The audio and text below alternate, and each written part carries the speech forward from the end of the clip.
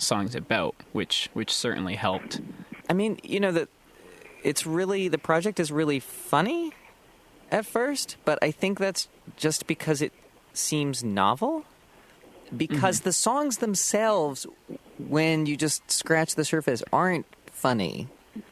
Not too far into the record, you have the lyric, and this is aimed at the banks who sold subprime mortgages and then bundled the loans together so that other people could make money off them. They say, pack your suits and pack your ties, find yourself a new disguise, your blood won't make up for your lies. Intense lyric. Very. So, that was on Main Street Venting Blues. That was intended to be one of our most angry songs, aimed at people on Wall Street and regulators who bailed out these institutions that were now giving out big bonuses even though their companies had failed. And there was a lot of anger, and I think it was nice to channel that through that song. Subprime mortgages are what you sold to me. Securitized derivatives you said would set me free. And now I'm here with nothing to lose, so you better be on the move. Mortgages won't rise, you said to me. Negative home equity is all that I have left.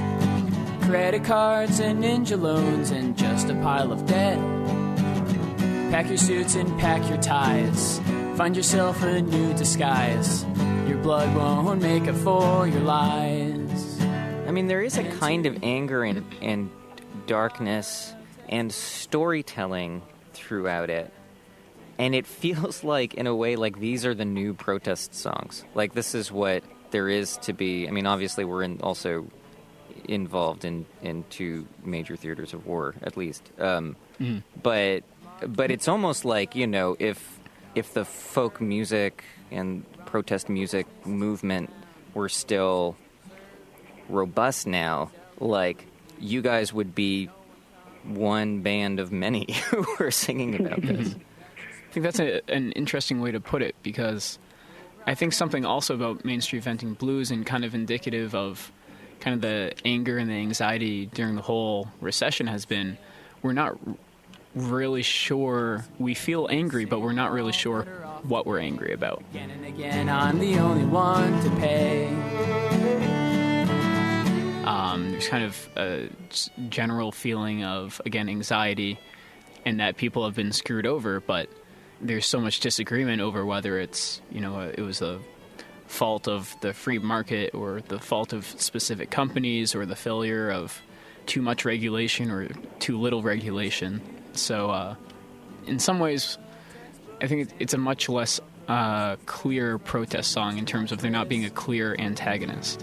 And to you, I'm the cited example of the risky coefficient that you missed.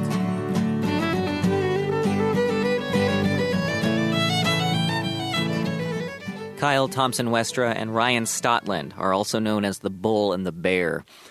They've got story songs told from the perspective of Alan Greenspan and Ben Bernanke, and they do sort of a lovelorn number between Bernanke and Henry Paulson. They've gotten good response from economists. Some of their friends are a little more perplexed about it. Ryan's phone line is a little rough in this next part. The song he's talking about is called Our Love is an Illiquid Asset. I remember when we were recording the song, I Love is an Illiquid Asset, Adam knows the sound engineering, also played in the band. And I remember he came into the studio when we were playing the song Our Love is an Illiquid Asset. And he was like, "Did you just say my soul is a junk bond being issued from Spain?" My soul is a junk bond been issued from Spain. Yeah. Which is like not as much a song about the economy as an actual love song, with using, economic terminology is kind of a metaphor. That's the only one that's not about the economy anyway. That was a love song. Love is a liquid. It's so hard to let go. The market for heartbreak or value to show. was a junk bond being issued from Spain. Defaults awaiting us like mist in the rain. And I actually wrote that one for my girlfriend Molly, or I told her I wrote it for her. I don't know if I actually did. Well, I played it for her on Skype. I'm sorry then. That she would cry. If this is a real story, my heart goes out to you. I was thinking that she was going to cry after I played it for her, but she didn't. Thus, she is true to the lyrics. She was She had cried illiquid. before. I mean, you're saying our love is illiquid, baby. We don't cry. That's possibly I know. why. She's just obeying orders. She was just going with the trope of the song. Then we rise, don't you cry. Our love is a liquid, baby. We don't cry. But why not just dispense with the illiquidity and the no market for heartbreak and the default is waiting for us like mist in the rain and just write love songs without any of that? That was the last song on the album, and it was one of my favorite songs. And I think when I listen to the album, one thing I do like about that song is that it ends the CD on a positive note.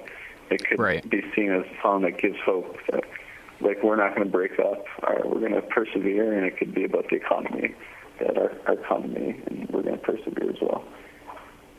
Oh, see, I saw it as totally different. It looked to me like a sad song where you say, my soul is a junk bond, been issued from Spain. Default is awaiting us like mist in the rain. That is only... I certainly wouldn't say it's a cheerful song, but in the end, the message is hopeful. The illiquidity of their love is positive in this regard, that it will hold them together. Right. There's a lot going wrong, but... So Molly is a stable investment, is what you're saying. She's a great investment. I've been dating her for 6 years. Well, The dividend returns has just been wonderful. well, don't diversify, man. So, I mean, is any of this also is any part of this you guys trying to educate other people about the economy and sort of giving folks a spoonful of musical sugar to help the confusing medicine go down? Yeah, that actually is, I thought, like one of the objectives of the album. And we did send the music to various professors who we thought might... Actually, one of our professors at Tufts, he wanted to use it in his class about the financial crisis because universities now do often teach a class solely dedicated to the financial crisis.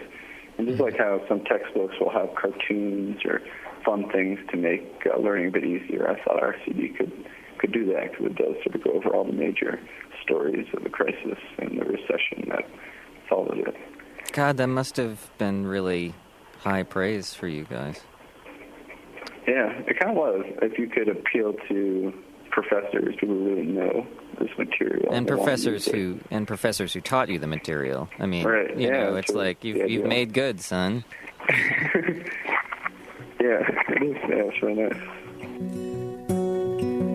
They say the crisis ended, heading for redemption. I'm unsure of this cure on this road ahead.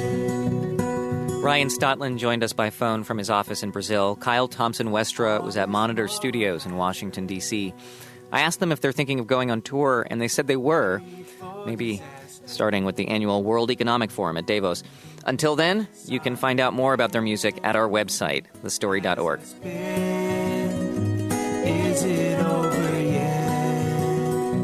And all those times we spent looking for the sun, thinking where we'd been and what we had done, from Madrid to Japan down to Washington. Is it over yet? Is it over yet?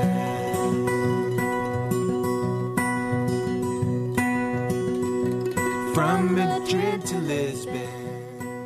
Coming up next on the program, The Thing with Feathers that perches in the soul and sings the tune without words.